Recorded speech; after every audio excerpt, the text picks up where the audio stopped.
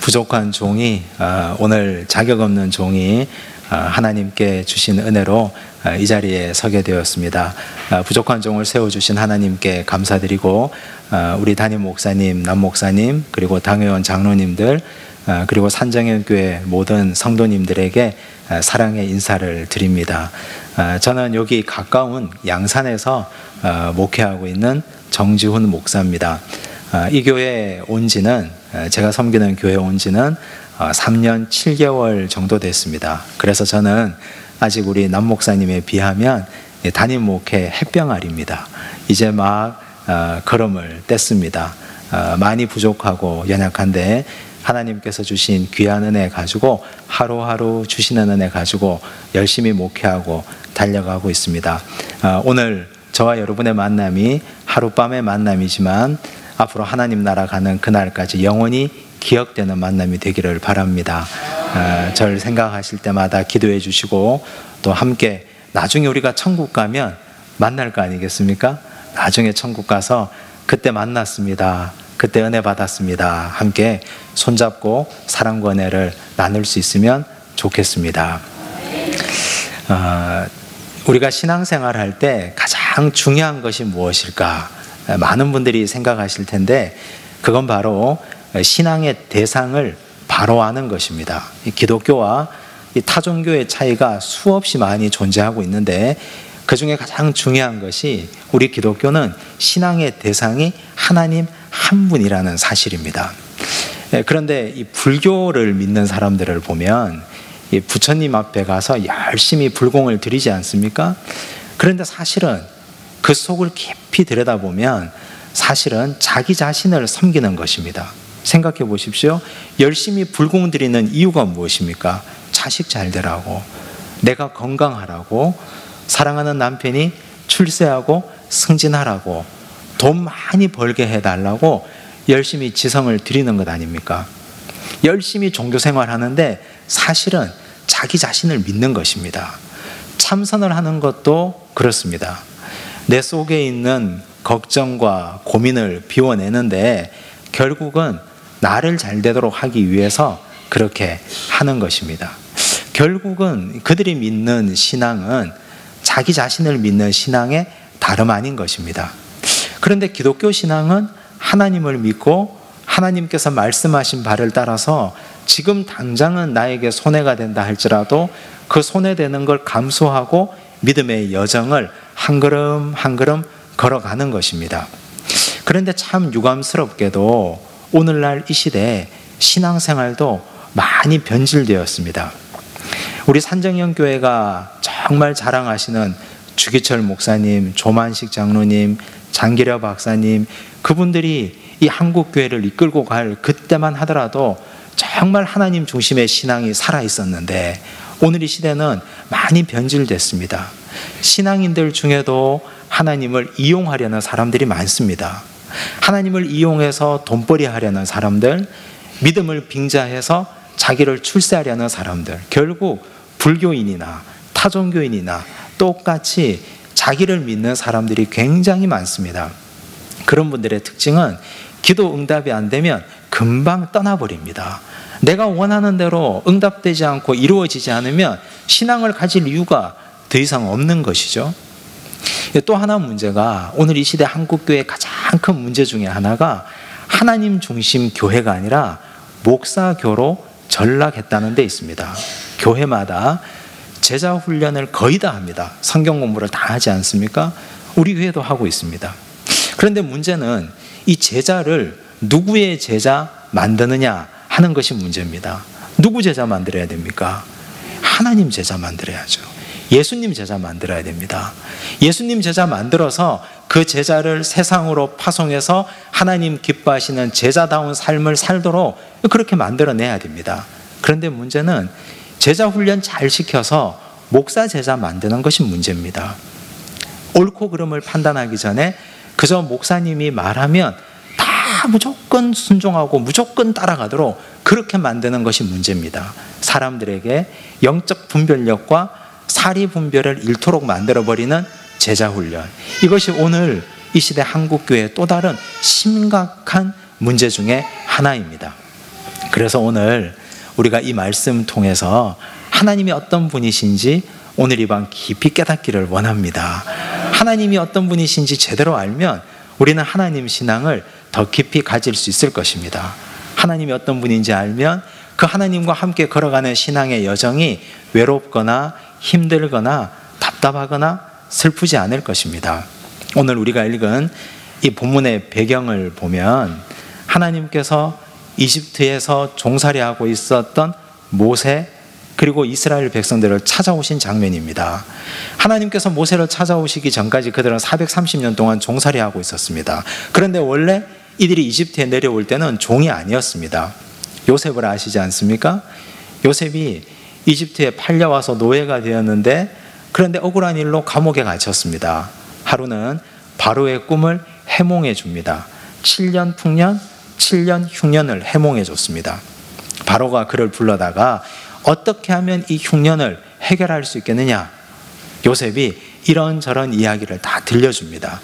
그래서 바로가 그를 이집트의 총리로 삼았습니다.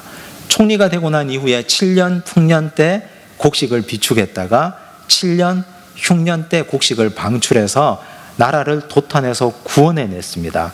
그 덕에 요셉의 아버지, 형제들, 조카들, 일가들이 다 내려와서 살았습니다.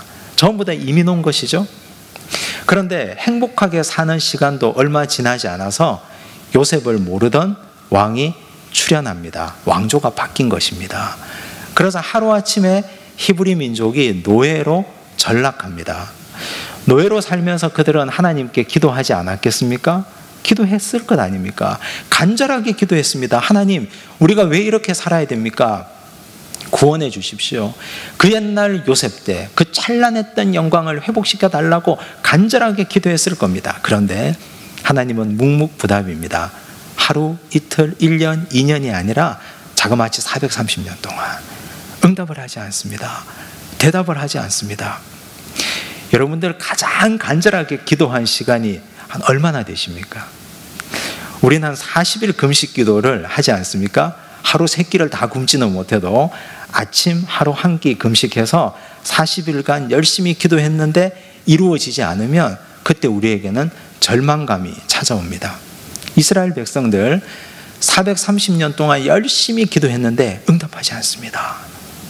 아무런 변화가 일어나지 않습니다. 그러자 그들에게는 이제 냉소적인 기류가 흘러갑니다.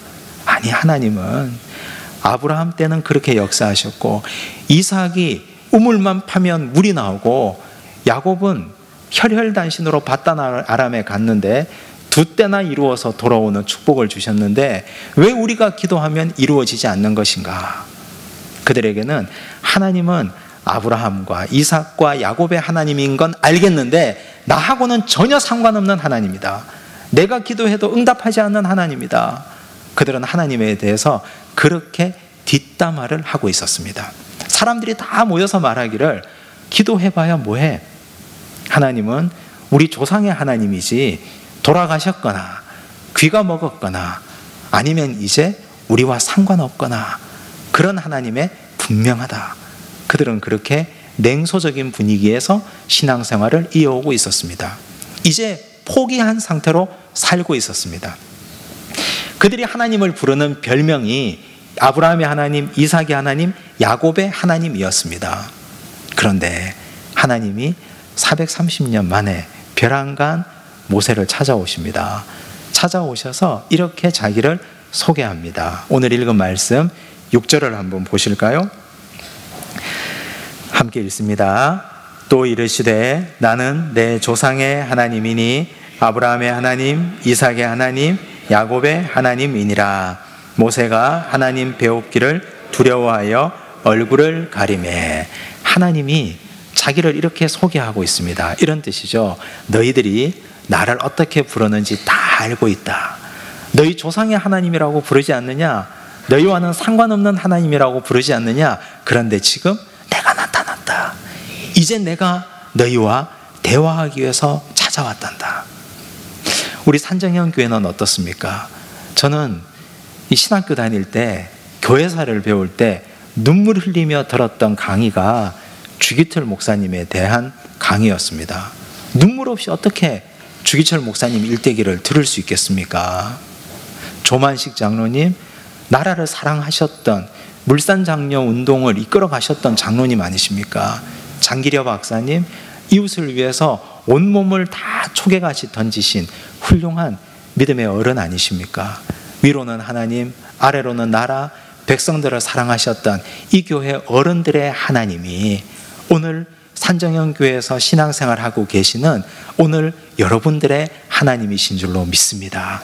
그 하나님은 오늘 우리의 기도에도 응답하시고 오늘 우리의 간구에도 응답하시는, 수백 년이 지나도 수천 년이 지나도 여전히 우리 부모님의 하나님, 우리 어르신의 하나님, 그 하나님은 오늘 우리 하나님이십니다. 하나님이 이렇게 자기를 소개하셨습니다. 그리고 본격적으로 하나님을 드러내십니다. 하나하나 가르쳐 주십니다. 7절을 보십시오. 이렇게 말하죠. 여호와께서 이르시되 내가 애굽에 있는 내 백성의 고통을 분명히 보신다 그랬습니다. 여기 이 본다라는 표현을 영어 성경에 찾아보면 이렇게 되어 있습니다. I have seen 이라고 되어 있습니다. 이건 현재 완료적 표현입니다. 영어에는 과거를 표현하는 것이 두 가지 정도가 있는데, 하나는 단순 과거로 표현하는 겁니다. 이런 거죠. 나 어제 네가 마트에서 장 보는 걸 봤어 할 때, 그냥 단순한 과거를 표현하는 겁니다. 그런데 오늘 여기 내가 내 백성의 고통을 분명히 보았다, 이 말은 과거의 어느 한 시점에서 지금까지 쉬지 않고 끊이지 않고 계속해서 지속적으로 너희들의 고통을 보고 있었다라는 뜻입니다. 그걸 현재 완료로 표현한 것이죠. 히브리어 문법에도 마찬가지입니다. 그렇게 되어 있습니다. 하나님께서 단 한 번도 눈을 떼지 않으시고 하나님의 눈은 430년 동안 그들의 고통을 면밀히 살피고 보고 있었다는 뜻입니다. 나 지금까지 몰랐는데 지금 보니 너희들이 고통받고 있었네, 미안해, 그런 말이 아닙니다. 430년 동안 하나님은 끊임없이 계속해서 지켜보고 있었다는 뜻입니다. 이 하나님이 오늘 우리에게 말씀하시는 바가 무엇일까요?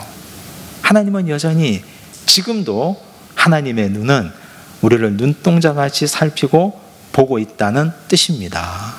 하나님의 눈길을 느끼고 계십니까? 하나님의 보고 계심을 깨닫고 계십니까? 다음 주가 되면 종교개혁 기념주일입니다. 1517년 루터가 종교개혁을 시작한 지 이제 502년째가 됩니다. 약 500여 년 전에 종교개혁가들은 코람데오라는 기치를 내걸고 개혁을 했습니다. 하나님 앞에서라는 뜻입니다. 사람 앞에서 살지 말고 하나님 앞에서 살자. 정말 중요한 말 아니겠습니까? 하나님 앞에서 살게 되면 우리에게 어떤 변화가 일어나겠습니까? 죄 짓기가 상당히 부담스럽습니다. 하나님이 나를 보고 계신다는 의미는 우리에게 크게 한 두 가지 정도 의미가 있는데, 하나는 은혜가 됩니다. 위로가 됩니다. 하나님이 나를 보고 계시니까. 그런데 동시에 몹시 부담스럽기도 한 말씀입니다. 하나님이 나를 계속 보고 계신다는 사실이 어찌나 부담스러운지요. 미국에 가면 시카고에 윌로우 크릭 교회가 있는데, 그 교회를 담임하셨던 빌 하이벨스 목사님이 이런 책을 썼습니다. 아무도 보는 이 없을 때 당신은 누구인가? 아무도 보는 이 없을 때 여러분은 누구십니까? 사실 이 신앙생활에서 경건의 척도는 여러 사람과 함께 있을 때는 측정되지 않습니다. 아무도 보는 이 없을 때, 혼자 있을 때, 그때 내가 진짜로 경건한 사람인지, 진실로 하나님 앞에 살아가는 사람인지의 여부가 드러나는 것입니다. 혼자 있을 때 어떻게 생활하십니까? 출장 가서 혼자 낯선 고장에 가 계실 때 그때 나는 어떤 사람이십니까? 나 혼자 빈 방에 앉아 있을 때 그때 나는 여전히 하나님의 자녀답게 기도하고 하나님의 말씀 보고 하나님과 동행하고 살아가고 계십니까? 여러분 어떤 사람이십니까? 불행하게도 이 기념비적인 책을 쓴 비라이브레스 목사님은 2014년에 성추문 의혹에 휩싸입니다. 교회가 조사를 했습니다. 조사를 했더니 사실로 드러납니다. 그래서 비라이브레스 목사님이 얼마 전에 교회를 떠나야만 했습니다. 누구도 예외가 아닙니다. 이런 기념비적인 책을 쓴 목사님조차 누구도 혼자 있을 때 정말 내가 경건 생활을 하고 있는가? 내가 혼자 있을 때도 나는 하나님의 자녀답게 살고 있는가? 우린 여기서 하나님의 눈길을 한 번 더 느끼고 한 번 더 기억하셔야 됩니다. 여러분, 혼자 계실 때 하나님이 나를 지금도 눈동자같이 불꽃 같은 눈동자로 보고 계신다는 사실, 살피고 계신다는 그 사실을 분명히 깨닫고 기억하시기를 간절히 바랍니다. 제가 한 몇 살 정도로 보이십니까?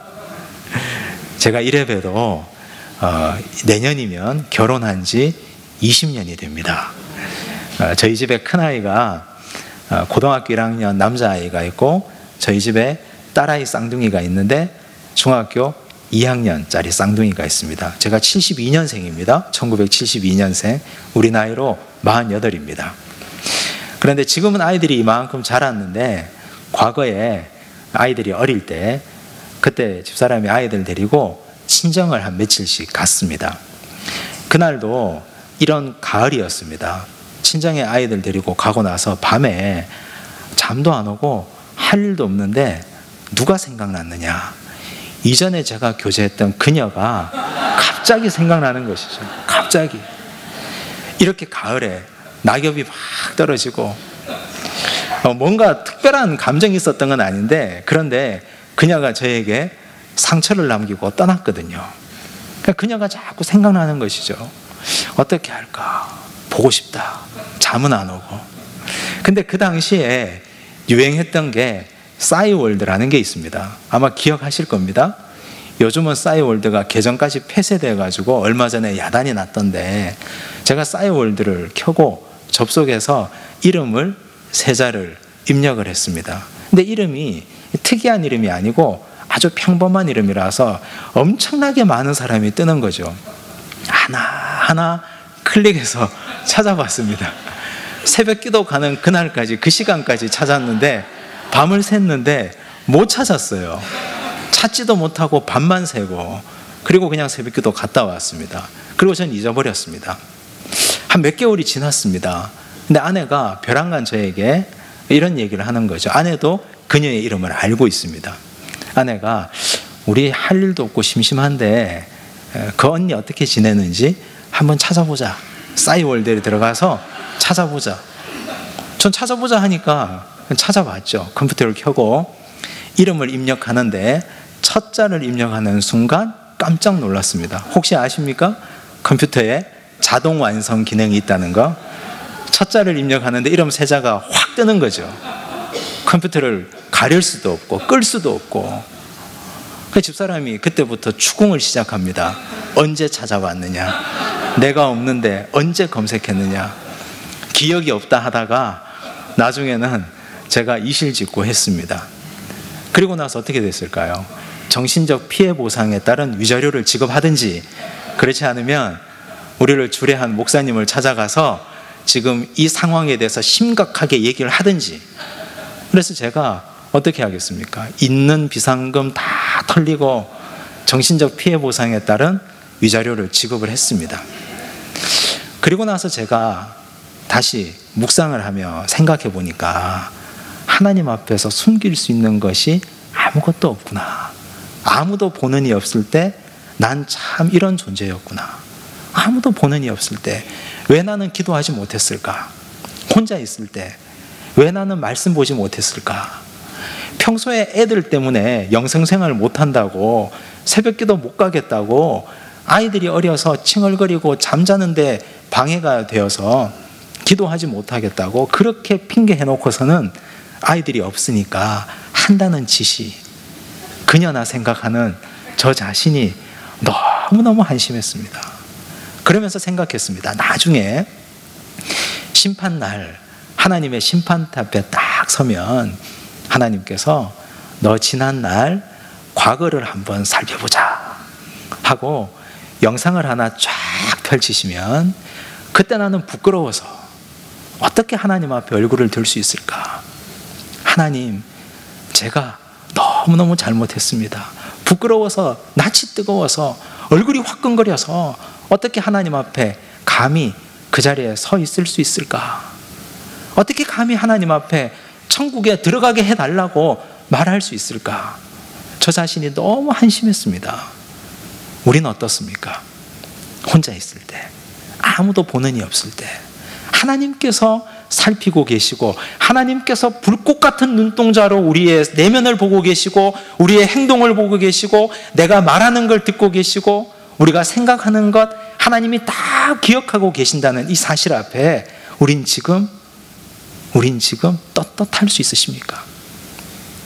우리가 하나님이 어떤 분이신가 기억할 때는 하나님의 눈을 기억하셔야 됩니다.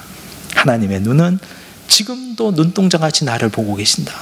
지금도 내 내면을 보고 계시고, 내 행동을 살피고 계시고, 우리의 발걸음을 추적하고 계신다는 그 사실 앞에 우리가 하나님 앞에 자유한 백성들 되시기를 바랍니다. 부디 복음적으로 사시고, 부디 하나님 앞에 사시면서도 거리낄 것이 없는 믿음의 백성 되셔서 심판날 하나님 앞에 서면, 하나님, 그래도 열심히 살았습니다. 그래도 저 혼자 있을 때 경건하게 살려고 발부둥 치고 말씀 읽고 기도하려고 애쓰고 힘쓰고 살다가 하나님 앞에 왔습니다. 이렇게 말씀할 수 있어야 되지 않겠습니까? 부디 그런 하나님의 훌륭한 자녀들 되시기를 간절히 바랍니다. 두 번째, 우리가 하나님이 어떤 분이신가 기억하면 하나님이 계속 모세에게 말씀하십니다. 7절을 이어보시겠습니다. 그들이 그들의 감독자로 말미암아 부르짖음을 듣고, 들으시는 하나님, 하나님의 귀입니다. 여기도 마찬가지로 영어 성경에 보면 I have heard라고 되어 있습니다. 현재 완료형으로 되어 있습니다. 내가 이때까지 너희들이 부르짖는 것 못 들었는데 지금 듣고 보니까 정말 고통스러웠겠구나, 힘들었겠구나, 이런 말이 아니라 430년 전 첫 부르짖음부터 시작해서 지금까지 끊이지 않고 하나님이 계속해서 듣고 있었다, 이 말씀입니다. 들으시는 하나님, 하나님은 우리의 기도를 지금도 듣고 계시고, 지금도 살피시고, 귀를 열고 우리의 기도를 끊임없이 경청하시는 아버지이십니다. 우리가 이런 하나님을 기억하고 믿는다면 기도해야 하지 않겠습니까?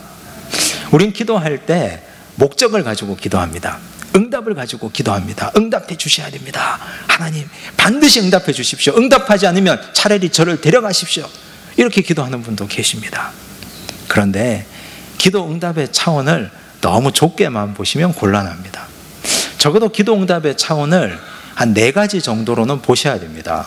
내가 원하는 대로 이루어지는 것, 가장 이상적인 기도 응답이겠죠. 두 번째는 좀 기다려라, 지금 때가 아니니 조금만 기다려라. 연기하시고 기다리게 하시는 것도 기도 응답입니다. 또 다른 방법은 우리가 미련해서 나는 이 방법밖에 모릅니다 라고 기도했는데 하나님은 아니야, 다른 방법이 있어, 다른 방법으로 이루어주마, 다른 방법으로 응답하실 때가 있습니다. 또 한 가지 기도 응답은 거절도 기도의 응답입니다. 예를 하나 들어볼까요? 이제 다음 달 14일이면 대학 수능 시험이 있습니다. 그런데 고3 수능 시험을 앞두고 있는 아이가 지금 부모님에게 최신형 스마트폰을 사달라고 합니다. 그럼 부모가 어떻게 합니까? 그대로 사줘야 됩니까? 정상적인 부모라면, 야 임마, 대학 가면 제일 비싼 거 사줄게, 너 원하는 대학만 가면 내가 최고로 비싼 거 사줄게, 기다려, 그렇게 말하지 않겠습니까? 유치원생이 유치원에 등원을 하는데, 엄마, 나 부엌칼 좀 주세요, 오늘 그거 가져가야 돼요. 주는 부모가 정상입니까? 거절해야 정상입니까? 거절해야 정상이죠. 우리가 미련해서 하나님 앞에 이렇게 위험한 걸 달라고 할 때가 있다는 뜻입니다. 물질을 주면 저 사람은 망하는데, 물질을 주면 신앙을 잃어버릴 수밖에 없는데, 물질 달라고 때를 쓰면, 하나님 물질 주시면 뻔히 망할 것 뻔한데 왜 주시겠습니까? 거절하셔야 그게 응답이죠. 나는 미련해서 이 방법밖에 모르는데 하나님은 미래를 다 알고 계시고 보고 계시니까, 야, 바보 같은 소리 하지 마, 다른 방법으로 줄게, 그러면서 다른 방법으로 우회하게 하시고, 그런 하나님이 우리 아버지이십니다.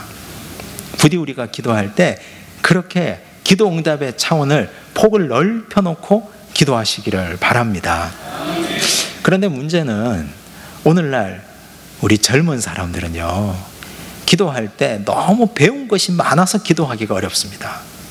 저희 부모님만 하더라도요, 제가 어릴 때 저랑 제 동생이랑 12살 띠동갑이거든요. 그래서 제가 어릴 때 항상 기억나는 건 금요일 날만 되면 차가운 마룻바닥이 기억납니다.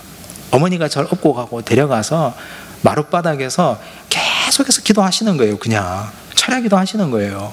깨보면 기도하고 있고, 깨보면 기도하고 있고, 시끄러워서 깨보면 찬송 부르고 있고, 그래서 그냥 날이 바른 거예요. 그렇게 기도하시는 거죠. 근데 기도하는 내용을 들어보면 별 내용이 없어요. 그냥 아버지야, 아버지야, 아버지야, 뭐 이런 거밖에 없어요. 회개 기도 하시다가, 간구하시다가, 교회 기도 하다가, 그러다가 잠깐 주무시기도 하다가, 매주를 그렇게 하시는 거예요. 그냥 철야하시는 거죠. 그렇게 간구하고 매달리고 기도하는 거죠. 그렇게 기도했습니다. 그런데 오늘 이 시대 젊은이들은 기도를 배웁니다. 글로 배웁니다. 우리 교회에서도 기도 학교를 9주 동안 가르쳤습니다. 기도는 이렇게 하는 겁니다. 기도는 이렇게 하는 겁니다. 이 기도를 글로 배워놓으니까 기도하기가 쉽지 않습니다. 이렇게 해야 잘하는 기도 같고, 이렇게 기도하면 틀린 기도 같고. 그런데 그렇게 글로 배운 기도보다 그냥 하는 것이 중요합니다. 무조건 해야 됩니다.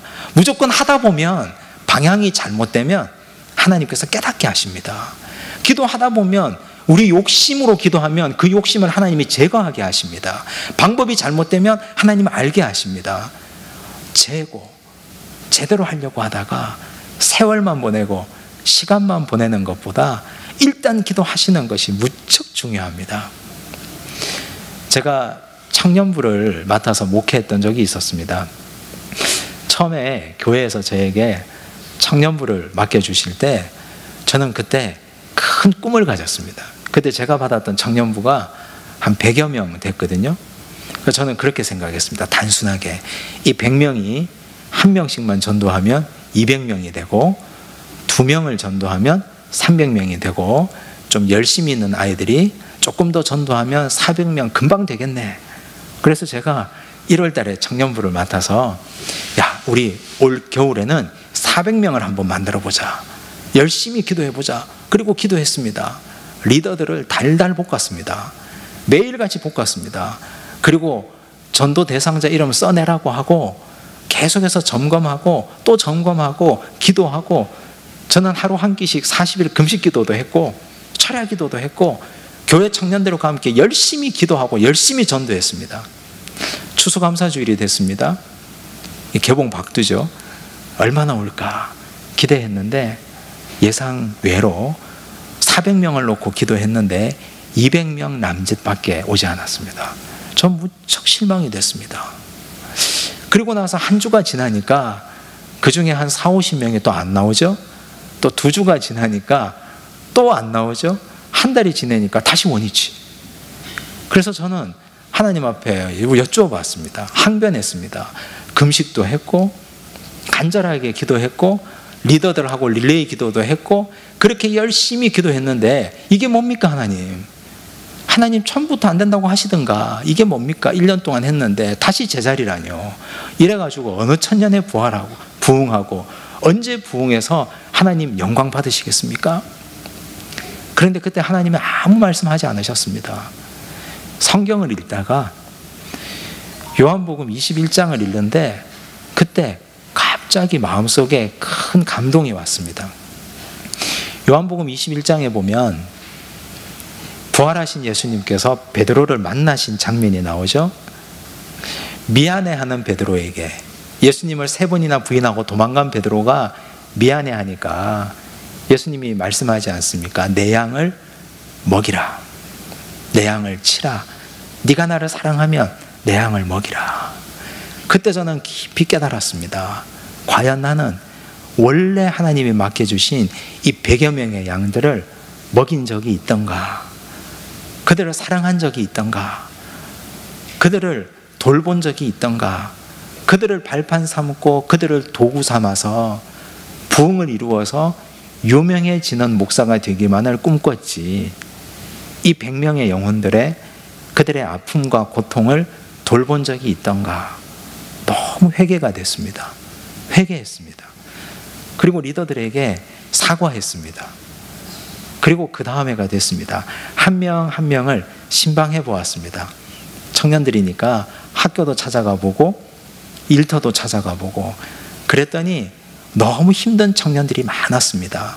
미래에 대한 불확실함 때문에 걱정하는 청년들, 대학을 2번, 3번 떨어졌는데 그 다음 입시를 준비하는 것이 불안한 삼수생, 사수생들, 직장에서 고통받는데 이직을 엄두도 내지 못하는 그런 청년들, 결혼을 꿈꾸고 있는데 상처받은 청년들, 그들의 고통이 고스란히 느껴졌습니다. 그런데 그런 아이들을 데리고 닥달하고 들볶고 전도하지 못한다고 혼내고 그랬던 저 자신이 너무나 한심하고 하나님 보시기에 얼마나 무지한 종인가 회개가 됐습니다. 그래서 그 친구들과 함께 1년을 행복하게 편안하게 지냈습니다. 돌보고 양육하고 신방하고. 그랬더니 그 친구들이 비슷한 상처받은 친구들을 데려오기 시작합니다. 전도해오기 시작했습니다.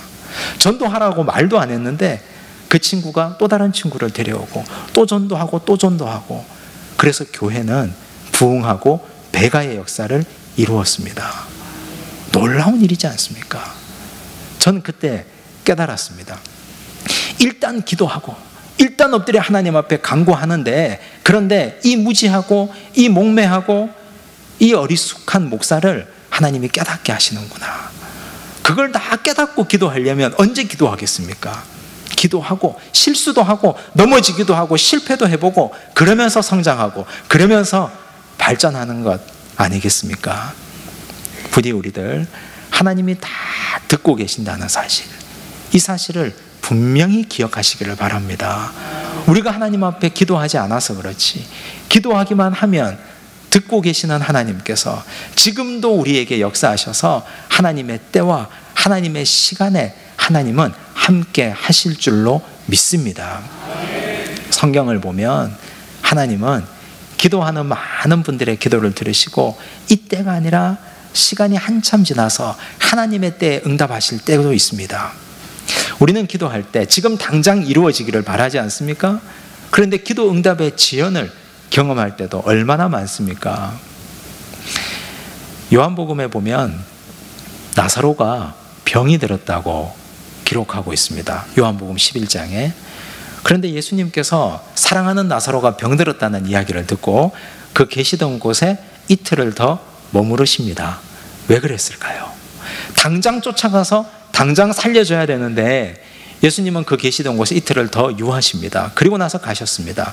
이미 장례가 끝났습니다. 죽었습니다. 그때 마르다가, 마리아가 울면서 예수님께 말합니다. 주께서 여기 계셨다면 내 오라비가 죽지 않았을 것입니다. 그때 주님이 말씀하십니다. 믿으면 더 큰 영광을 볼 것이다. 그러면서 나사로의 무덤 앞에 가서 돌문을 굴려놓고 나사로야 나오라 말씀하지 않습니까?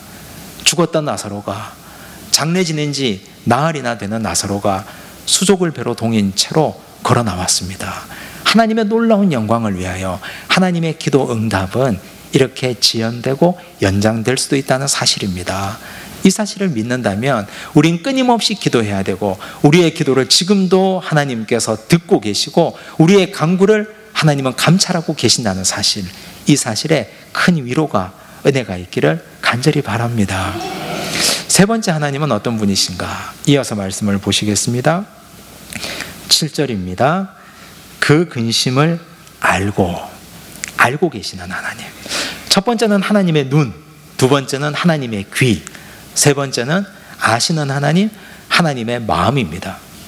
여기서 이 알고 계신다는 하나님도 역시 나 지금까지 몰랐는데 너희들이 고통받고 힘들어하는 거 몰랐다가 지금 알았어, 미안해, 이게 아니라 하나님은 430년 전부터 지금껏까지 그들이 고통받고 힘들어하고 아파하는 걸 다 알고 계셨습니다.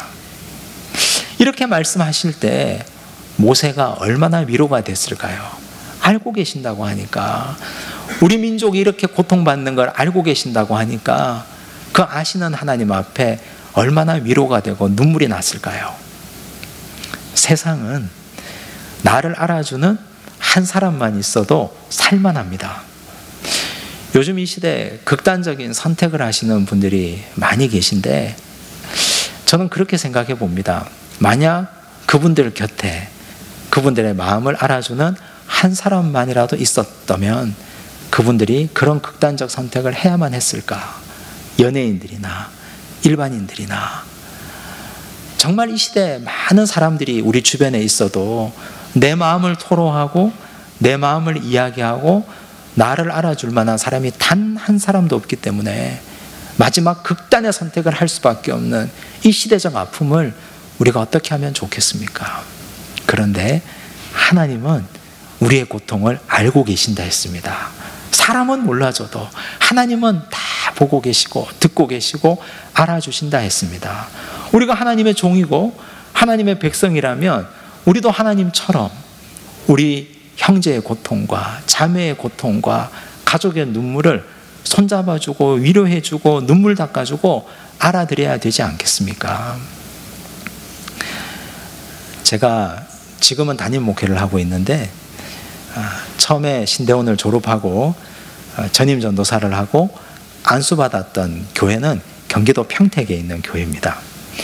그런데 그 교회는 교회를 관리하는 관리 집사님이 계시지 않았습니다. 교회에 부교육자들이 교회에 와서 새벽 기도 때 문을 열어야 됩니다. 돌아가면 일주일씩 새벽 기도 문을 여는데 새벽 기도 시간이 5시거든요. 그런데 새벽에 어르신들이 4시 반만 되면 오시잖아요. 4시 반에 오셔가지고 일찍 오셔가지고 기도하시니까, 그러면 새벽에 문을 적어도 4시 20분에는 열어놓아야 됩니다. 겨울에는 히터도 틀어드리고 여름에는 냉방도 해드리고 그렇게 해야 됩니다. 그런데 그때 얼마나 잠이 많을 때입니까? 깜빡했는데 그날도 4시 한 45분쯤 되니까 전화가 막 울리는 겁니다. 전화를 받았습니다. 목사님 안 나오세요? 깜짝 놀라서 가겠습니다 하고 막 달려갔더니 4시 50분입니다. 구름같이 허다한 무리들이 예배당 앞에 딱 서 계시고 담임 목사님도 계신데 목사님이 뒤에서 정 목사 천천히 해 괜찮아. 근데 그때 문제가 있었습니다. 어떤 문제가 있었냐? 교회에 큰 유리문이 현관문인데 열쇠가 하늘 꼭대기에 달려 있습니다. 현관문 꼭대기에. 보시다시피 제가 키가 요만하잖아요. 보시다시피. 근데 항상 저는 새벽에 일찍 와서 화단 뒤에 감추어둔 벽돌 2장을 가지고 놓고 그 벽돌 위에 올라가서 문을 열고 닫고 그리고 이 벽돌을 다시 뒤에 갖다 놓고 그랬습니다. 근데 그날은 구름같이 허다한 무리가 그렇게 많이 서 계신데 이걸 열 길이 없는데 어떡하겠습니까? 열어야죠.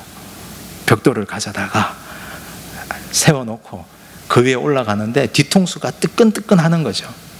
너무너무 부끄러웠습니다. 저는 지금까지 제가 키 작다고 생각한 적이 단 한 번도 없었는데 그때 유일하게 한 번 너무너무 부끄럽고 민망했습니다. 부끄러웠습니다. 왠지 모르게 부끄러웠습니다. 하루가 지나갔습니다. 그 다음 날은 새벽에 일찍 가야지. 4시에 갔습니다. 아무도 없을 때 가야지. 4시에 가서 벽돌을 가져다 놓고 문을 열려고 보니까 아니 열쇠 구멍이 막혀 있는 거예요. 이게 어디 갔나? 다 한참 찾다 보니까 열쇠 구멍이 하늘 꼭대기에 있다가 땅바닥으로 강림하셨습니다. 제일 아래로. 제가 그걸 열었어요.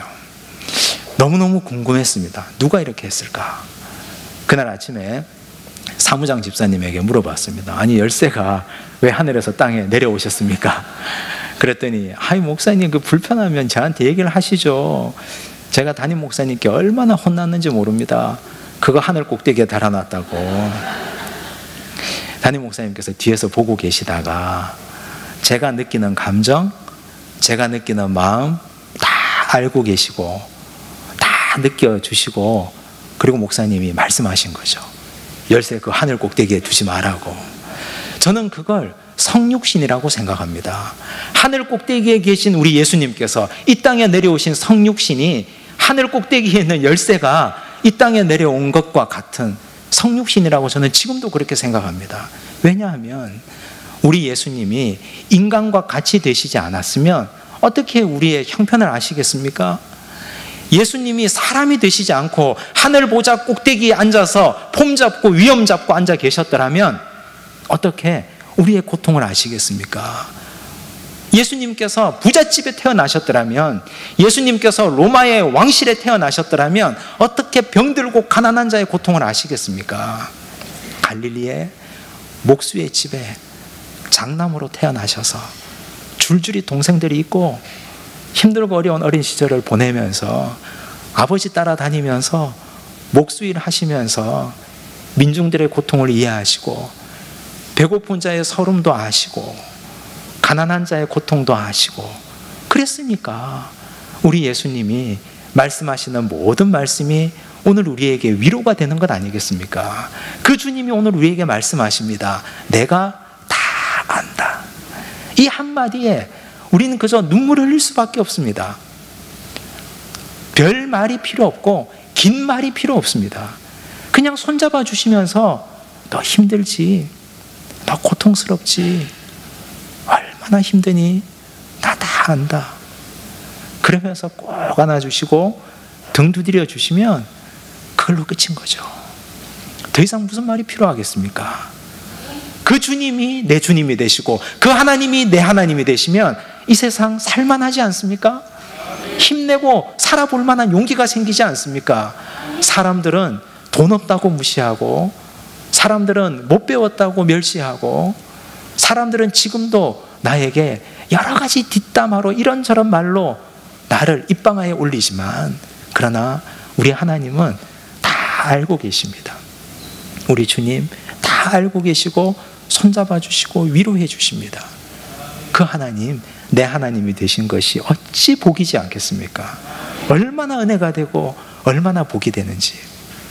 보고 계시는 하나님, 듣고 계시는 하나님, 알고 계시는 하나님, 이 하나님께서 모세에게 내려가겠다고 말씀하셨습니다. 8절을 보십시오.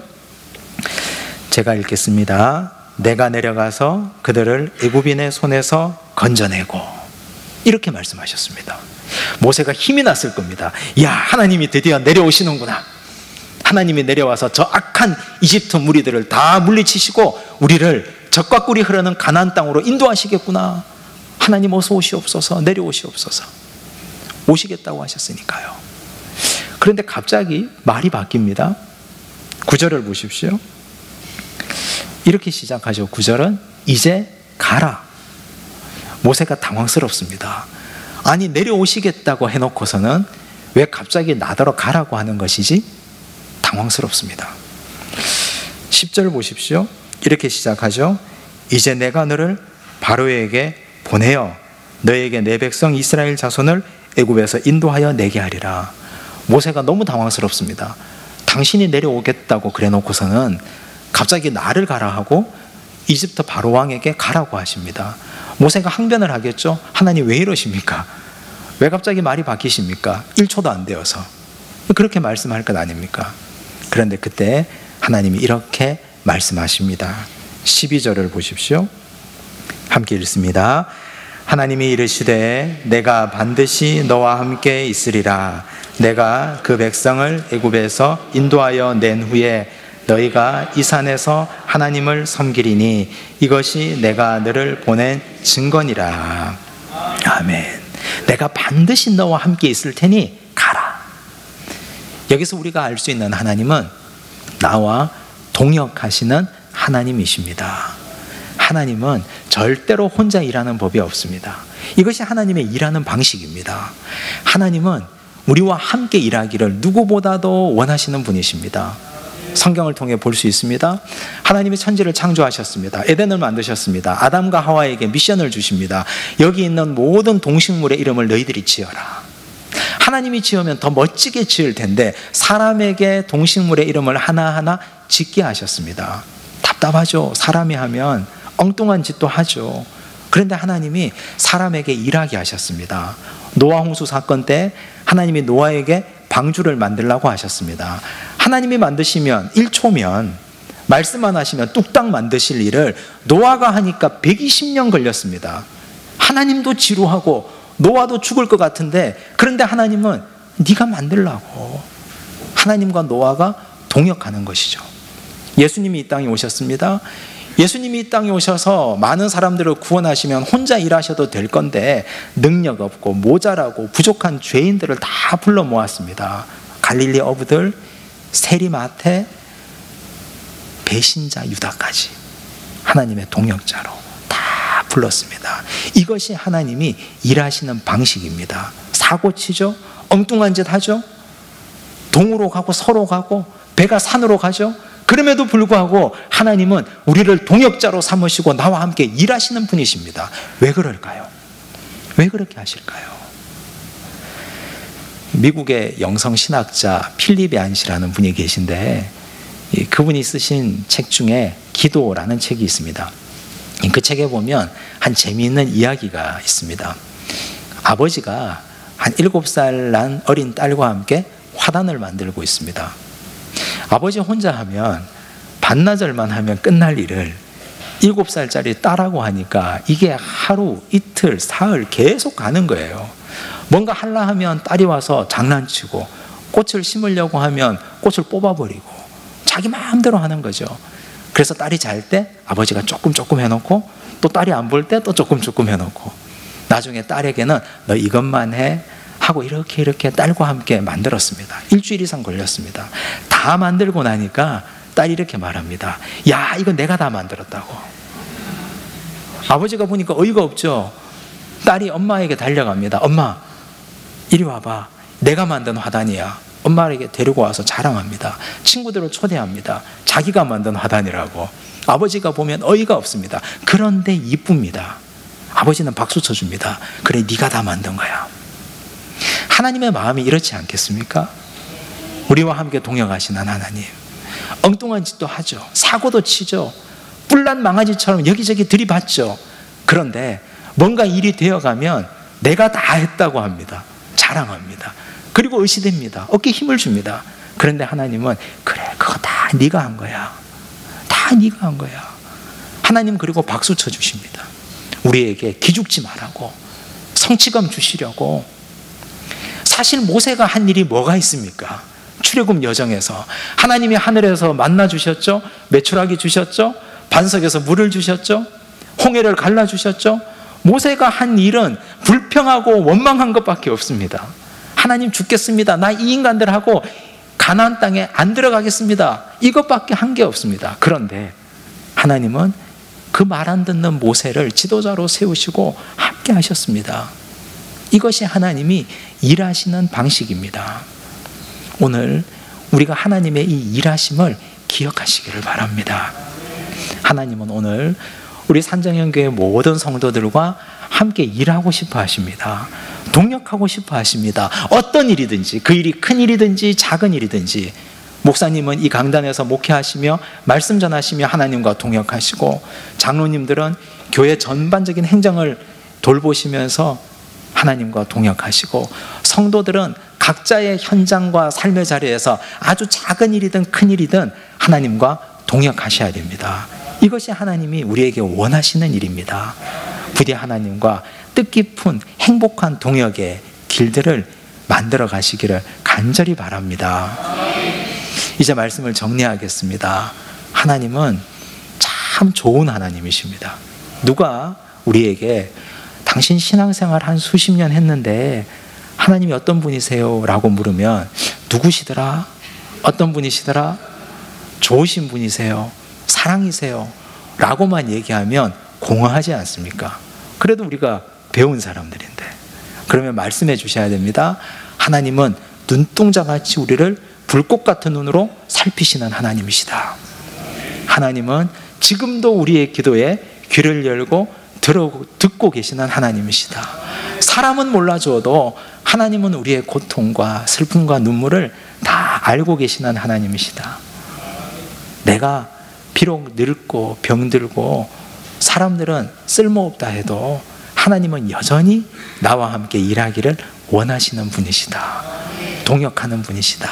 이 하나님을 꼭 기억하시고 하나님의 은혜에 사로잡혀 하나님과 함께 아름다운 믿음의 여정을 달려가시는 우리 산정현교회 모든 성도님들 되시기를 간절히 바랍니다. 기도하겠습니다. 하나님 아버지 감사합니다. 주여, 오늘 우리에게 말씀으로 위로해 주시고 은혜 충만하도록 역사해 주셔서 감사합니다. 주여 하나님, 우리가 하나님을 만나고 배웠고 지금까지 신앙생활 하면서도 하나님이 어떤 분인지 제대로 몰랐습니다. 그러나 오늘 이 밤 우리가 믿고 우리가 신앙하는 하나님이 어떤 분인지 분명히 깨닫습니다. 하나님은 보고 계시고 듣고 계시고 알고 계시고 눈을 뜨고 귀를 열고 마음을 열고 보시는 하나님이심을 깨닫습니다. 이 하나님과 함께 영원한 동역을 행하기를 간절히 원합니다. 하나님의 은혜에 사로잡혀 하나님 기뻐하시는 동역의 현장에 있게 하여 주시옵소서. 일하게 하여 주시옵소서. 못한다 하지 않게 하여 주시고 하나님 동역의 일꾼 되게 하여 주시옵소서. 그래야 훗날 하나님 앞에 섰을 때 나는 하나님 보시기에 이런 일을 하다가 왔습니다. 하나님의 동역자로 일하다가 주님 앞에 왔습니다. 내 몸이 다를 때까지 일하다가 주님 앞에 왔습니다. 주님 나를 긍휼히 여겨 주시옵소서. 하나님 앞에 온전히 성취감을 보이며 말할 수 있는 믿음의 백성 되게 하여 주시옵소서. 모든 말씀 예수님 이름으로 기도드리옵나이다. 아멘.